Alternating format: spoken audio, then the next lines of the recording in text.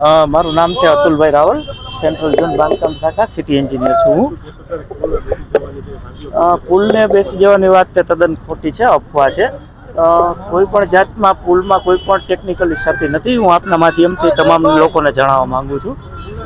જૂનો પુલ હતો ત્યારે જે આ પાછળ એરપોર્ટ જોઈ શકો છો, આ વિસ્તારનું જે પાણી છે એના નિકાલ માટે જૂના પુલમાં પાઇપ હતા. હવે અત્યારે અમે નવો પુલ બનાવ્યો, ત્યાં આગળ નાલું બનાવેલું છે અને નાલાનો સ્લેબ ફ્લેટ કરેલો છે. આ જે વચ્ચેનો મીડિયન છે એ ઉપરથી આમ સ્લોપમાં આવે છે ને, અહીંયા અમે જે ફ્લેટ સ્લેબ કરેલો છે એને કારણે ફ્લેટ છે, એટલે એ વસ્તુ છે. બાકી બીજી કોઈ પુલમાં કોઈ પણ જાતની ટેકનિકલી સમસ્યા નથી, વાહન વ્યવહાર માટે સુરક્ષિત છે. હવે અમારે બસ એ થોડું ઘણું 3-4 દિવસનું પરચુરણ કામ બાકી છે, ત્યાર પછી અમે અધિકારીઓ સાથે ચર્ચા કરી અને પુલ ખુલ્લો મૂકવા માટેનું આયોજન કરશું.